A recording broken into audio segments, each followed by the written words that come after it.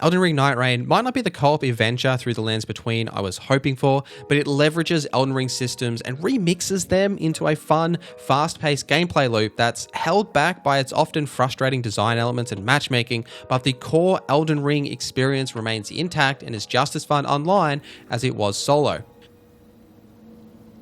We'll sway this Night Lord yet.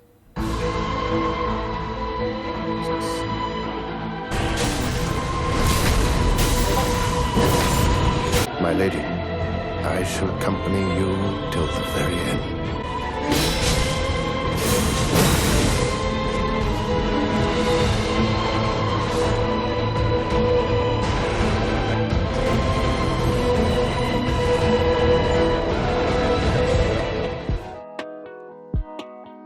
Some quick technical deets before we get into the nitty-gritty stuff, and as always, let me know in the comments any questions you have and I'll get back to you. I played the game on my RTX 4090, all settings on high. There's no ray tracing here like there was in Elden Ring, but overall, the game is actually really well optimized. I was hitting the 60 FPS cap consistently throughout the expeditions. Now, I did occasionally get some stuttering, especially in those very early missions, similar to Elden Ring when you first boot up Elden Ring. And there is one boss that has a mechanic that literally turns your game into a PowerPoint presentation for a moment. But overall, I was pleasantly surprised because even today, on an almost 3-year-old game, you're really not going to hit a constant 60 FPS on Elden Ring, at least on PC. Performance is really good, like surprisingly good. I have heard some up and down opinions on the PS5 performance. I do recommend to check a review that is on the platform that you plan to play it on just to make sure it runs fine there. Now, I have played over 50 hours of Elden Ring Nightreign. I've beaten all 8 of the Night Lords, and I've completed 4 out of the 8 available Nightfarer Remembrances.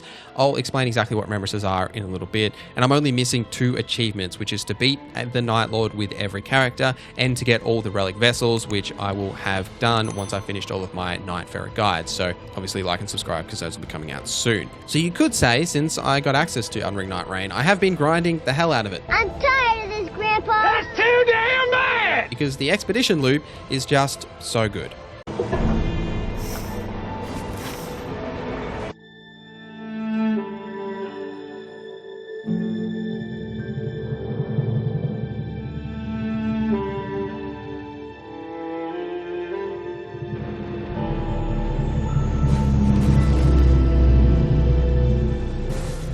So the core thing that you'll be doing in Elden Ring Nightreign is going on these expeditions. Now, expeditions are about a 45-minute long run, which is basically a roguelike, but it's also kind of like an extraction game, even though FromSoft and Bandai Namco call this a survival action game, which it kind of is. It's a whole lot of things, but basically what these runs are is you'll be dropped into Limveld, which is a alternate reality version of Limgrave from the Lands Between of Elden Ring, and you'll have a day to explore the map, go to these points of interest, kill bosses, collect gear, level yourself up, and do those typical Elden Ring things. As the day progresses, the Night's Tide will close in around you, pushing you to a specific part of the map, very similar to a battle royale. Once you reach that point and the entire map is closed onto this one location, the end of day boss will spawn. You'll need to defeat that boss to then start day 2, and you'll do this exact same loop over again. Beat that end of day boss and you'll be transported to the Night Lord's arena, where you will fight the final boss for that run. Missed it by that much. If you defeat the Night Lord, you'll receive a bunch of relics and merc currency to take back with you to the Round Table Hold to progress your characters. More on that in the progression section. But even if you fail to defeat the Night Lord, you will get some of these resources anyway. Now, all expeditions follow this exact same loop. Nothing changes here. What does change is the Night Lord that you choose to fight, which can be selected from the Commence Expedition screen, or you can just choose a random one. And there are roughly 3 other randomization elements. Firstly, it's all the points of interest on the map. These different locations will change every single run. Not only will the status effects that they have on their little icon change, this indicates what sort of loot you could possibly get at that location. This is really important because say say if you're fighting a boss that is weak to poison, you want to go to those poison camps. Hopefully the run that you're on actually has a poison camp, because you get a chance of getting a poison weapon, which you can then use for that boss, which are significantly beneficial, as matching boss weaknesses is just incredible, as it typically stuns them and lowers their attack and defense for a period of time. One of the other randomization elements is the shifting earth and like boss events that can occur. Essentially what the shifting earth events are is these are massive world-changing events that will change a corner of the map to be a completely different location. This could be adding a massive city. It could be rotted woods, which have scarlet rot everywhere and is as annoying as it is in Elden Ring, or it could be a giant mountaintop or even a crater. This changes one part of the map, giving it unique bosses and areas to explore. And if you complete that shifting earth event by completing the boss at the end or unlocking its reward, you'll gain a incredibly strong power that you can take with you for the rest of that expedition to significantly increase your chances of beating that Night Lord. The other minor event are these boss-related events where certain other Night Lords will spawn inside your Limveld expedition run, and you'll need to beat them, gain the power, and sometimes they have unique mechanics when they do spawn, like, say, taking your levels. In order to get them back, you'll then need to defeat that boss. The last randomization element is really the gear that you find and the Nightfarer you're playing as. Each Nightfarer has a weapon preference, which has a higher chance of spawning weapons of that specific type when you're playing as that Nightfarer. So when you get these boss rewards, these boss orbs that spawn after you defeat a boss, and you get to pick between 3 options, the weapons and the passives and everything are typically lent towards that Nightfarer that you're playing as, and they're always different. So they're never going to be exactly the same. But how many different occurrences of these randomizations are there? Well, there is quite a lot. I've never felt that every run is exactly the same. However, sometimes you will play matches that have identical seeds for those randomization elements that you've just experienced. So I had multiple instances where we were doing a specific Night Lord, we failed at like the final boss, and then we immediately went back in and did an expedition for that exact same Night Lord. And the randomization elements were identical. So we had the same like boss effect spawn, we had the same bosses at the end of the day, as well as the same zone structure where it would close on in the same space. So we kind of knew exactly what we were going to get. But ultimately though, like the loot that you find was still different, and I could have chosen to play a different Nightfarer. So those are still randomization elements there, but it can be a little bit disappointing when you're like, oh, it's just the exact same thing that I just did. Like it's not even different. But ultimately, like this expedition loop does work. Even if it's not as deep as I would have liked, I would have definitely liked to play at a location that is outside of Limgrave, or Limveld as it's called here. That's a completely different landscape. Now, they do remix the skybox as well as some of like the color grading depending on the Night Lord you're facing. So it does feel a little bit different, especially for the final Night Lord. But ultimately though, they are kind of the same across the board. All of the jump stations are in the same places, mines are still in the same places, and the overall structure of the map is always the same, except when those shifting earth events change a certain pocket of the map. But it does work. Expeditions are still incredibly fun, and if they weren't fun, it would be an issue with the overall gameplay loop. And what really accentuates that fun is the Elden Ring combat system that it's built on.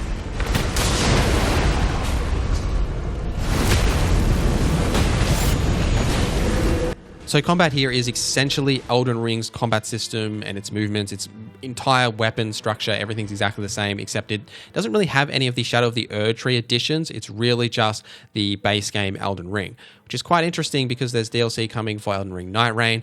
I'm kind of curious to know if that's just going to be all of the Shadow of the Erdtree content that's going to be added, but that's a story for another time.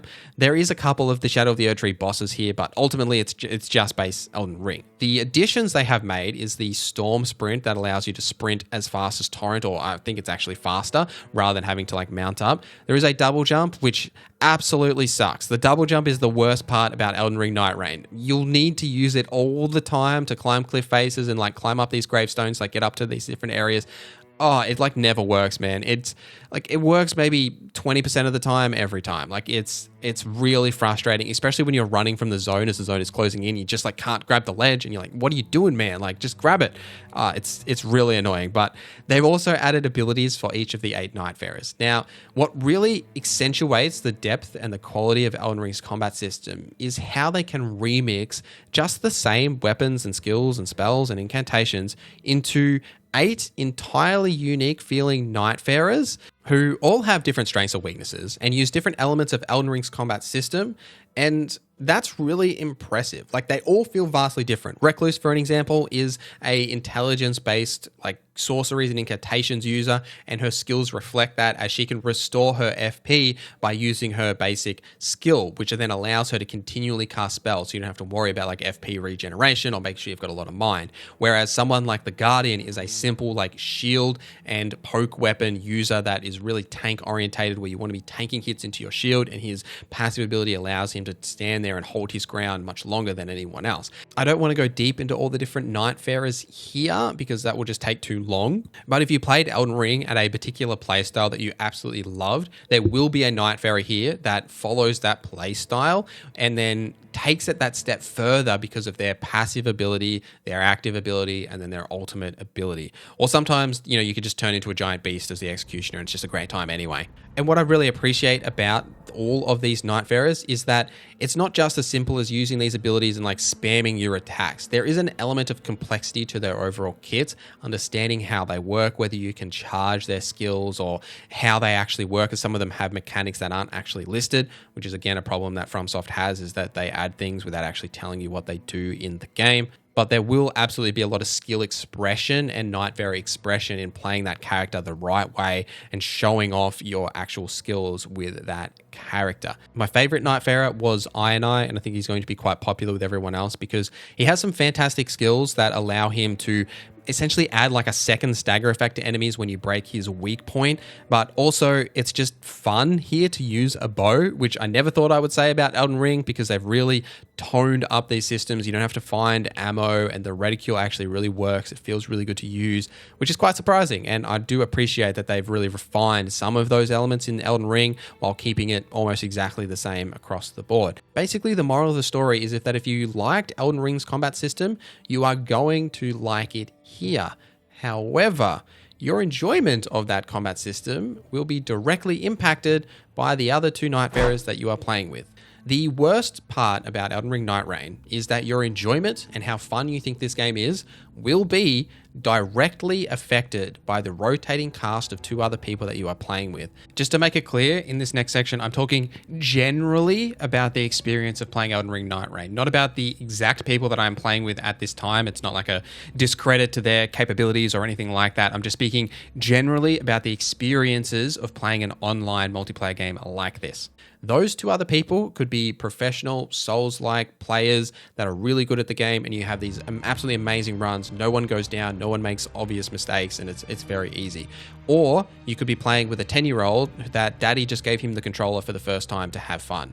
Or you could be playing with a parent that has 27 kids and they're all jumping on them and they can't even see the bloody screen, so no wonder they're dying to these bosses. You just don't really know what you're going to get, and the problem is that it's not just like, oh, you can just carry these matches on your own. Like, it is totally possible to play solo. There is scaling here, like you choose at the commencement screen to play a solo match, which will scale the HPs down. However, all the mechanics are still exactly the same as they're built for 3 players, but you can do run solo. I have seen people in the review period actually complete expeditions solo. There is no duo right now, though they have mentioned it will be something that is coming in the future. So realistically, you're either stuck with doing solo or playing with 3 people. Now, if you have 2 other friends you want to play this game with who understand Elden Ring, you're definitely going to have a better time. And I do actually think that my matchmaking experience was extremely positive throughout the review period, because there's all kind of a general understanding that we're all playing an Elden Ring game essentially together,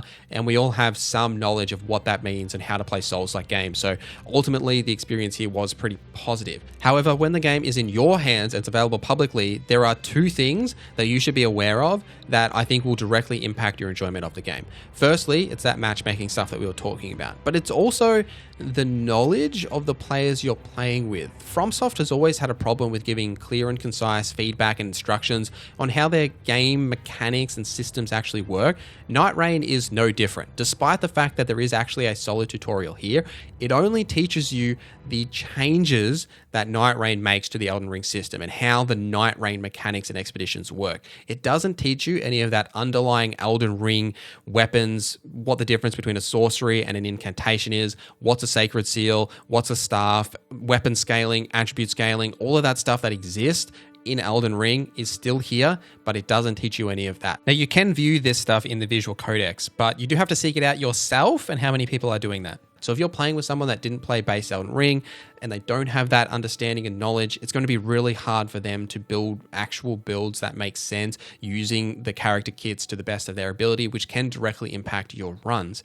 The other portion of that is that these active events like the shifting earths or these boss events, they often have unique mechanics that you need to do to complete them.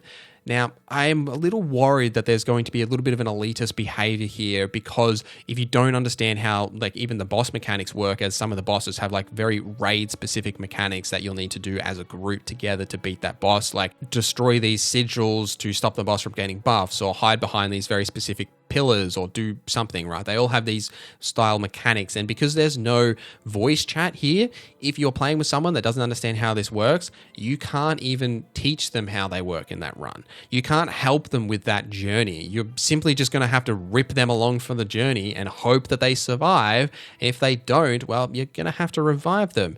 And the reviving is really frustrating, as you can't often log on to the actual person you're trying to revive. It feels really weird to hit someone to revive them, and there's no real hit feedback for those hits, and it just never feels great. But you kind of have to do it, because you often won't be able to beat these bosses on your own when you've scaled the HP bar to require 3 players, and it is quite challenging. Now, it's not all bad. You will get people that know what they're doing, and you will have these absolutely incredible runs where, you know, the boss is like just about to die, but 2 of you go down and 1 of you is still up, and they just manage to clutch it out, and that dopamine rush, and everyone's like so excited together. That does happen, and it's absolutely incredible. And it's those same rushes you felt from playing all of the Souls-like games in the past, except now you get to share it with someone, and now you get to experience that journey together. Okay, number 2 is the matchmaking itself. It will not matchmake you with people that you want to play with, that you've expressly asked the game to ask you to play with by putting in a password, which, again, the password system here that Elden Ring Nightreign uses is just very old school. Like, they have added the option that you can invite people. Like on Steam, I was able to send Steam invites to people, start a group, and then we could just join expeditions together. But using passwords is just never feels good, and you're always like, oh, did you put the password in right? Like, I said the password was Guardian, all lowercase. Did you put that in? Did you spell it right? I did. Why isn't it matchmaking us together? The reason that it won't matchmake you together is 2 things that the game just does not tell you. Firstly, when you beat Night Lords, at certain points during beating Night Lords, you'll unlock new shifting events, like that crater that we were talking about earlier that they've shown in the marketing material, or say the city. These shifting events are unlocked by defeating Night Lords. If you have unlocked a shifting event and you have that active, that someone you're trying to matchmake with has not seen that shifting event or has unlocked it, you will simply not matchmake with them. The game will not allow you to play with that person. So you cannot experience that shifting earth event together for the first time unless at that exact point together you unlocked it together. Conversely, on top of that, the game has these remembrances for each Nightfarer. We'll go in depth in these in this next section. However, when you have a remembrance active, you have to go into Limgrave, often to beat a boss or collect a specific item, and bring that back to the Round Table Hold to complete that remembrance. Only 1 of your 3 potential players can have an active remembrance to matchmake together, and in some cases, even if your other 2 people you're trying to matchmake with a password have no shifting earth active, have no remembrance active, and you have a remembrance active with no shifting earth, the game simply won't matchmake you with that person. And the game does not tell you why. It doesn't even tell you that it's trying to matchmake you with someone. You're simply just sitting there. It says matchmaking 1 for 3 in the top right corner, and there's nothing you can do about it. This is really disappointing, because this is an online co-op experience. One of the most popular mods for Elden Ring was seamless co-op. The reason for that isn't because the game's so hard and you need someone to help you. It's because we want to experience the game together. That is what Elden Ring Nightreign allows you to achieve, except with these specific caveats that you can't do the Shifting Earth events together unless you've both unlocked it, and remembrances, which are tied to the unique stories of your Nightfarers, you can't do them together. Even if all three of you are playing the same Nightfarer and you are doing the exact same remembrance, trying to get that exact same item, you can't do it. It simply will not allow you to matchmake together. Only one person can have it active. This is something I really hope they change. I understand maybe a little bit that like they're trying to preserve spoilers and prevent spoiling other people, blah, blah, blah. But honestly, just stop it. Like, just let us play together and matchmake with people as we see fit, especially if you are separately choosing to. Like, if I've invited two people from Steam and we're actively trying to matchmake together via password, via Steam, whatever, who cares? Matchmake us together. That is the core experience you are looking for in any game that you play online. It's that enjoyment you have with people. And in some cases, Elden Ring Nightreign is specifically trying to prevent you from having that enjoyment with people because it wants you to do it on your own. And I just don't like that. All right, story time. The Night Lord yet lives. Nightreign is set in an alternate version of Limgrave and the Lands Between, where the Night is actively taking over the world. The 8 Nightfarers are band together in order to stop this event from happening by going out on these expeditions and hopefully defeating the Night Lord to prevent the Night from taking over. That story setup is basically the entire story arc of the main narrative for the game. As each expedition is the same, there can't be too much depth and complexity in that overarching story.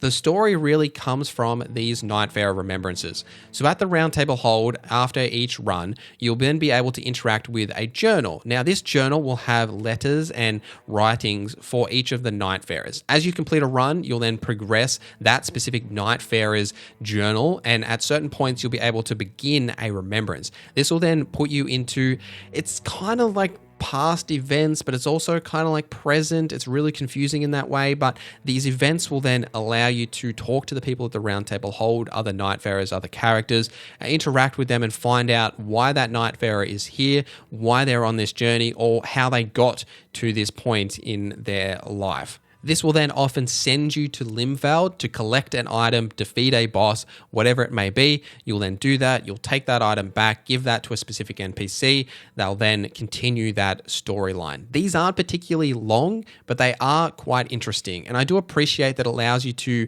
learn about these individual Nightfarers and also talk to these characters, which is something that FromSoft doesn't do a whole lot of. Like, I know you can talk to people in Souls-like games, but not to the extent that you'll talk to these 8 Nightfarers here. You'll learn about their individuality, their own personalities, and also how they intersect with their storylines. But then again, it's something that you have to experience on your own. You can't share those experiences with people. And this is also tied to progression, as at the end of each run, you do get those relics that we touched on earlier, as well as that Merc currency. But as you complete the remembrances for these characters, you will gain unique vessels, which is what holds those relics, and you can have different ones active for each character, as well as specific relics for that character that buff their specific abilities or have unique effects like that. Now, the progression elements for Nightreign really revolve around those relics, as on the runs, any progression you make is just specific to that run. However that run ends, you won't take anything with you. What you do take with you is those relics, which are entirely randomized,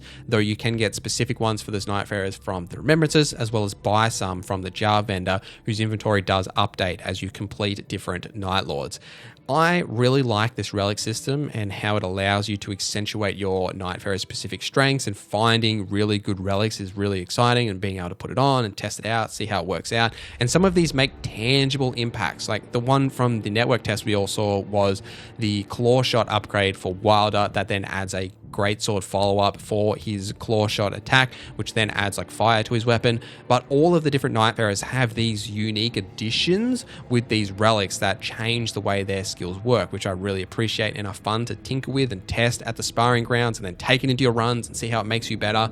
Really, really fun to do. But the last thing I'll say about story and progression is that there are multiple endings, often specifically tied to certain Nightfarers, so it is worthwhile defeating that final Night Lord multiple times on different characters to learn those different endings.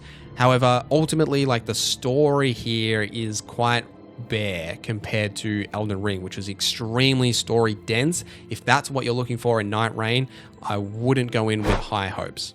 Ultimately though, I do recommend Elden Ring Nightreign to you. If you played Elden Ring and you want more of that gameplay loop in a very condensed experience of 45-minute runs, I do recommend Nightreign to you, even if you haven't played Elden Ring Nightreign or a Souls game before. As long as you have a friend to play with you that can teach you these game systems, there is absolutely a lot of fun to be had, and it's got that just one more run feeling that you get here, and I really think that even if you haven't played one of these games before, playing with someone, you'll definitely see a lot of fun from that. But if you're looking for more Elden Ring Nightreign content, I'm going to have a ton of guides for you as soon as the game is available for everyone to play. And thank you for watching this review to the end. Thank you to our members for supporting the channel. My name is NorZZa, and I hope you have a great day.